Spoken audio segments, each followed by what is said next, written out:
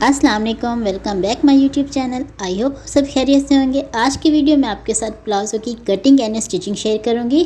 पांचे में मैंने ये डिज़ाइन बनाया है, जॉइंट लेस के साथ मैंने पिंटिक्स डाली है। ये मैंने किस तरह से बनाया है स्टेप बाय स्टेप मैं आपको बताऊंगी। आपने वीडियो को फुल वॉच करना है, स्किप नहीं करना।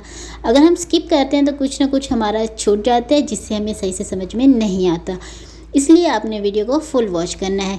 वीडियो को लाइक नहीं किया तो जल्दी से वीडियो को लाइक करें। कपड़े को प्रेस कर लेंगे। प्रेस करने के बाद कपड़े को 4 फोल्ड में बिछा लेंगे। ऊपर से एक सीधा निशान लगा लेंगे कपड़ा सीधा करने के लिए। कपड़े की चौड़ाई मेरे पास है 17 इंच, लंबाई मेरे पास है 40 इंच। इसकी कटिंग थोड़ी सी डिफरेंट है बॉक्स ट्राउज़र की। स्ट्रेट ट्राउज़र का जब हम कटिंग करते हैं तो सबसे पहले हम फ्रंट की कटिंग करते हैं, उसके बाद हम बैक की कटिंग करेंगे। इसमें हम फ्रंट और बैक दोनों की एक साथ कटिंग करेंगे। एक साइड से 1.5 से 2 इंच पर निशान लगा लेंगे और इन निशानों को इस तरह से मिलाकर एक सीधी लाइन ड्रॉ कर लेंगे। ऊपर से भी इसी तरह से 2 इंच पर निशान लगा लेंगे। नेफा फोल्डिंग के लिए 2 इंच पर निशान लगाने के बाद इन निशानों को मिला लेंगे। नाप का ट्राउज़र लेंगे, उसको सेंटर से फोल्ड कर लेंगे। इस हिस्से की चौड़ाई नाप लेंगे, मेरे पास है 11 इंच। 1.5 इंच हम एक्स्ट्रा लेंगे जो हमारा दबाव में जाएगा।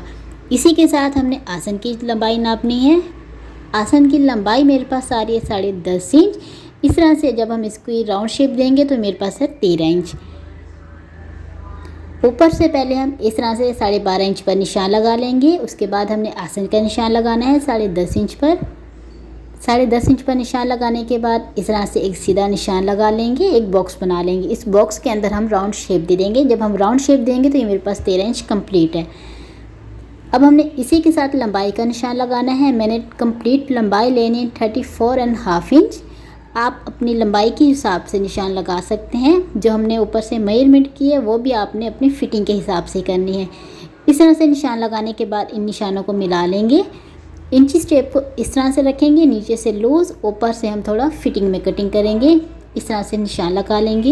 एक साइड से निशान लगा ली है, दूसरी साइड से भी इसी तरह से ऊपर से इंची स्टेप को इस तरह से तिरछा रखेंगे और निशान लगा लेंगे।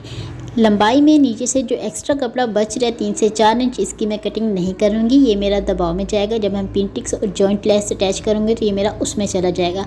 अगर आप सिंपल प्लाजो बना रही हैं तो फिर आपने फ़ोल्ड कर लेना है। अगर आप फोल्ड कर रही हैं या कोई डिज़ाइन बना रही हैं तो आपने नीचे से 3 से 4 इंच कपड़ा एक्स्ट्रा लेना है। इस तरह प्लाजो की कटिंग कर लेंगे। फ्रंट और बैक की कटिंग एक साथ की है तो इसमें बैक बड़ा नहीं लिया।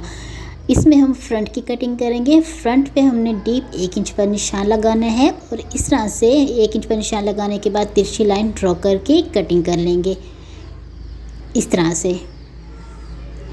अब हमने सिलाई किस तरह से करनी है, जिस तरह हमने कटिंग की है। पहले हमने फ्रंट के आसन की सिलाई लगानी है, उसके बाद हम बैक के आसन की सिलाई लगाएंगे।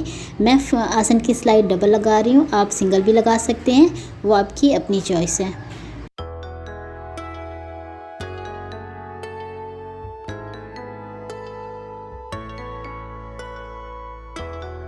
आसन की सिलाई लगाने के बाद दोनों साइडों में सिलाई लगा लेंगे।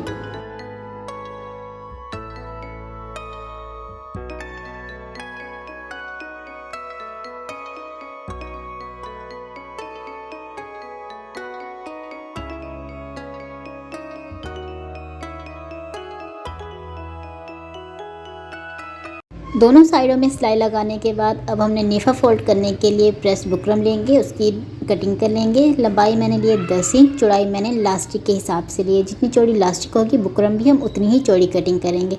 लास्टिक की लंबाई मेरे पास है 17 इंच। बुकरम को इस तरह से सेंटर फोल्ड करके इसका सेंटर बना लेंगे। सेंटर में रख के अच्छे से प्रेस कर लेंगे। बुकरम जो है वो कपड़े पर अच्छे से चिपक जाए।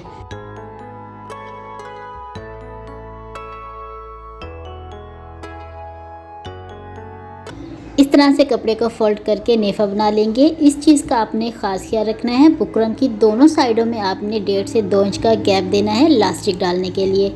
जब आप नेफा फोल्ड करेंगे, जो हमारे जॉइंट वाले हिस्से हैं ये बिल्कुल बराबर होने चाहिए, ऊपर नीचे आगे पीछे नहीं होने चाहिए। इस तरह से कपड़ा फोल्ड करके नेफा बना लेंगे।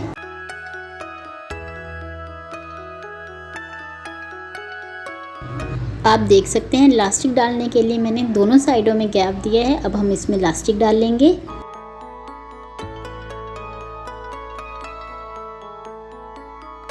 एक साइड से लास्टिक डाल ली है मैंने। अब हमने लास्टिक को बुकरम के बराबर में नहीं रखेंगे, 1 से 1.5 इंच अंदर की तरफ रखेंगे और इस पर सिलाई लगा लेंगे।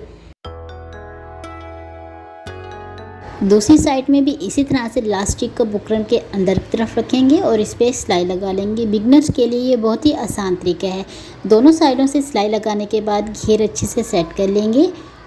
आप देख सकते हैं मैंने अच्छे से घेर सेट कर लिए हैं। अब हम लास्टिक के सेंटर में सिलाई लगा लेंगे। सिलाई सिर्फ लास्टिक के सेंटर में लगाएंगे, बुकरम के सेंटर में सिलाई नहीं लगाएंगे।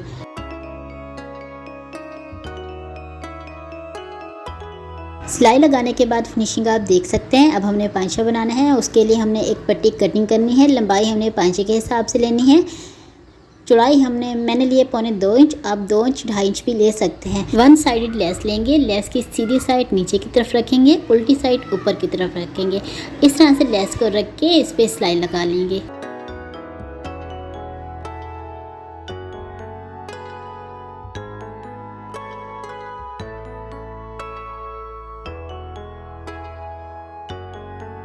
इसी तरह मैंने दोनों पट्टियों पर लेस अटैच कर ली है। याद रहे लेस की सीधी साइड मैंने नीचे की तरफ रखी थी, उल्टी साइड ऊपर की तरफ। अब हम पट्टी को इस तरह से फोल्ड करेंगे। जब हम इस तरह से फोल्ड करेंगे तो सीधी साइड नीचे की तरफ होगी, उल्टी साइड ऊपर की तरफ। इस तरह से पांचे के ऊपर रख के इस पर सिलाई लगा लेंगे।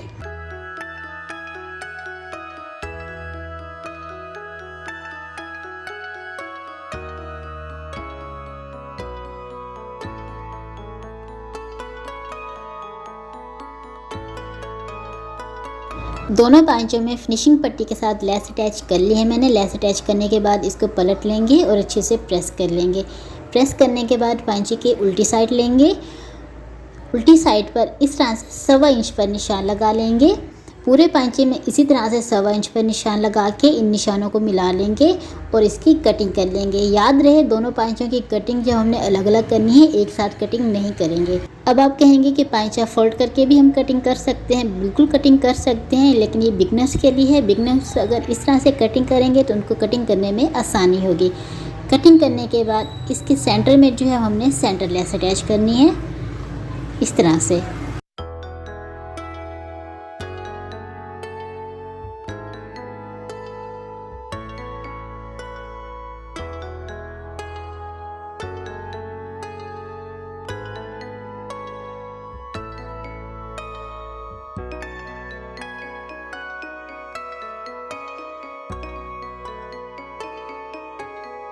सेंटर में सेंटर लेस अटैच करने के बाद लेस की दोनों साइडों में सिलाई लगा लेंगे। सिलाई लगाने से लेस जो वो अच्छे से बैठ जाएगी और इसके धागे वगैरह नहीं निकलेंगे।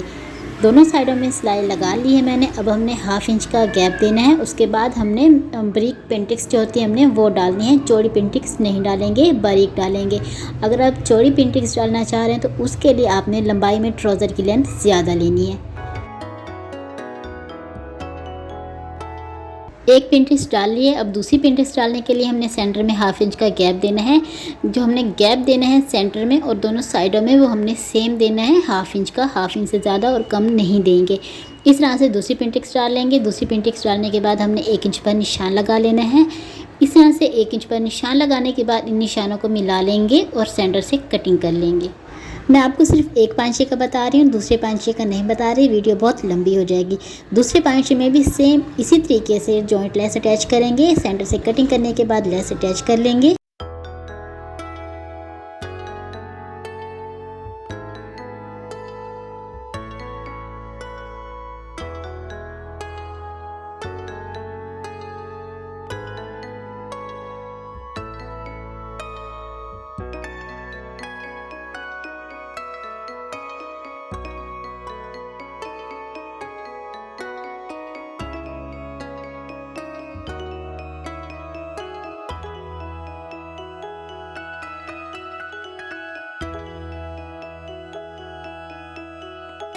लेस अटैच करने के बाद 1/2 इंच का गैप देंगे पेंटिक्स डालने के लिए। अगर आपको इस तरह से पेंटिक्स डालने में मुश्किल हो रही है या गैप देने में आपको समझ में नहीं आ रही तो पहले आप आयरन से इनकी क्रीज बना लें। उसके बाद आपने इन पे सीधी सिलाई लगा लें तो आपको आसानी होगी। दोबारा से हमने इसी तरह से सेंटर में 1/2 इंच का गैप देंगे दूसरी पेंटिक्स डालने के लिए। इस तरह से 2 पेंटिक्स डाल लेंगे। फिटिंग की सिलाई लगाते वक्त आपने इस चीज़ का ख्याल रखना है, पेंटिक्स और जॉइंट लेस जो हमने अटैच किए हैं ये ऊपर नीचे होनी चाहिए, आगे पीछे नहीं होनी चाहिए। इस तरह से अच्छे से सेट करके सेंटर में सिलाई लगा लेंगे। एक साइड में सिलाई लगा ली। अब हमने दूसरे पाँचे में सिलाई लगाने के लिए इस तरह से पाँचा लेंगे, उसकी मेजरमेंट करके फिटिंग की सिलाई लगा लेंगे। दूसरे पाँचे में भी इसी तरह से लेस और पिन-टिक्स बराबर रखेंगे, ऊपर नीचे आगे पीछे नहीं रखेंगे। इस तरह दोनों साइडों में फिटिंग की सिलाई लगाने के बाद हम सिलाई एंड करेंगे वहाँ अच्छे से पक्का कर लेंगे।